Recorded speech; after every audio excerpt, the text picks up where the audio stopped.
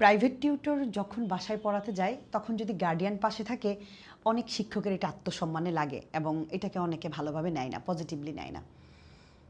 কিন্তু আমি যদি বলি আমাদের আবার একটু আত্মসম্মান কম, আমরা যারা ক্লাস ভেলের টিচার। কেন জানেন? কারণ আমরা চাই গার্ডিয়ান আমাদের পাশে থাকুক। আচ্ছা, এখানে আত্মসম্মানের কি আছে? আমি যদি বেস্ট কিছু দেই, বেস্ট ডেলিভারি দিতে পারি, আমি যদি ভালো পড়াইতে পারি, গার্ডিয়ান থাকলে ক্ষতি কি? যেমন এই ধরুন আমি অনলাইনে পড়াই, 1,000 1,00,000 লাখ লাখ মানুষ আমাকে, আমাদের টিচারদেরকে দেখে। আমাদের ভুল ত্রুটিগুলো মাঝে মাঝে কিন্তু আমাদের ভুল হয় না কিন্তু এটা না। অনেক সময় তাড়াহুড়া করি, অনেক সময় কিছু ওইভাবে নোটিস করি না।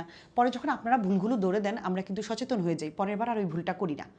তো আমার কাছে না গার্ডিয়ান, আমি বারবার বলি গার্ডিয়ান আমার ক্লাসে থাকলেই আমার ভালো লাগে। আমি চাই গার্ডিয়ান থাকুক, তাহলে বাচ্চা ফাঁকি দিতে পারে না। তাহলে আমিও সচেতন হব, বাচ্চাও সচেতন হবে। আচ্ছা, আপনি যদি সত্যি ভালো পড়ান, গার্ডিয়ান পাশে থাকলেই কি আপনার ক্ষতিটা কোথায়?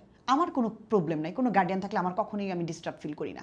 আমার ভালো লাগে বরং যে গার্ডিয়ান যদি পাশে থাকে, আমি নিজেকে আরেকটু প্রিপেয়ার্ড হয়ে গেলাম, বাচ্চার জন্য আরেকটু বেস্ট চিন্তা করলাম।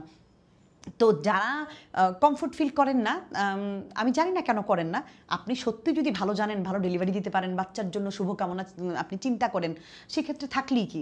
যেমন ধরুন আমরা সবাই মানুষ, কিন্তু আমরা সবাই কিন্তু সৎ মানুষ না। আমাদের শিক্ষকদের মধ্যেও কিন্তু এমন অনেকে আছে, অনেকে শুধু ডিউটি পালন করার জন্যই যায়। যেমন মাসটা শেষ হবে, বেতনটা নিবে, কিন্তু বাচ্চাকে বেস্ট কিছু দিচ্ছে না। তো গার্ডিয়ান তো দিন শেষে টাকাটা দেন, কষ্টের টাকা, তার সন্তানের মঙ্গল। সময় গেলে কিন্তু সাধন হয় না।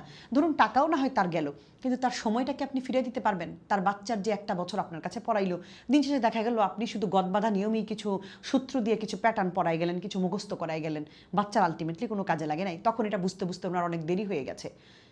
তো এই যে ওনার কষ্টের টাকাও তো ওনার হালাল, মানে আপনার হালাল করা উচিত, উনিও তো ওনারটা বুঝে নেওয়া উচিত। আপনি যখন দোকানে যান, কোনো একটা প্রোডাক্ট কিনেন, আপনি তো ঠিকই আপনার যে প্রোডাক্টটা বেস্ট বুঝে নিয়ে আসেন, তারপরেই টাকা পে করেন। তাহলে আপনিও তো একটা অ্যাজ এ প্রোডাক্ট, আমিও তো একটা প্রোডাক্ট।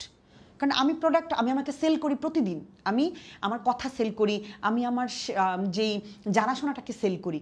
তো যে আমার কাছ থেকে এটা কিনবে সে অবশ্যই দেখে শুনে যাচাই বাছাই করেই কিনবে, এটা এখানে দোষের কিছু নাই। আমি গার্ডিয়ানদেরকে অ্যাপ্রিসিয়েট করি এই ব্যাপারে। আপনারা অবশ্যই আপনাদের সন্তানের জন্য বেস্ট টিচার বুঝে নেবেন এবং খুঁজে নেবেন। আর যদি অফলাইনে এই ধরনের প্রবলেম থাকে, আপনারা অনলাইনে দেখতে পারেন। আমারটাই দেখতে হবে এমন না। যদি মনে করেন অনলাইন বেস্ট, আপনি কেন বেস্ট জানেন? আমি একটু বলি আপনাকে। এই যেমন ধরুন আপনি অনেক ব্যস্ত, সারাদিন জব করেন, আপনার বাচ্চা কি পড়লো আপনি কিন্তু টিচারের পাশে নাই বা থাকলেও মাইন্ড করছে।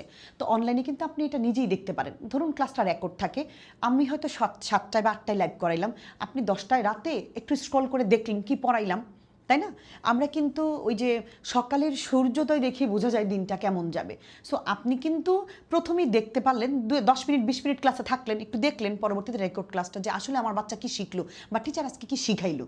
এটা কিন্তু আপনি চাইলে একটু মনিটর করতে পারেন, সুযোগ আছে। অফলাইনে কিন্তু এই সুযোগটা নাই, আমরা কিন্তু এই সুযোগটা দিচ্ছি এবং আমরা মন থেকে চাই গার্ডিয়ান আমাদের পাশে থাকুক। আমরা এতে একদমই মানে খারাপ ফিল করি না, আমাদের খারাপ লাগে না। ওই আত্মসম্মান ওই জায়গায় একটু কমই আমাদের।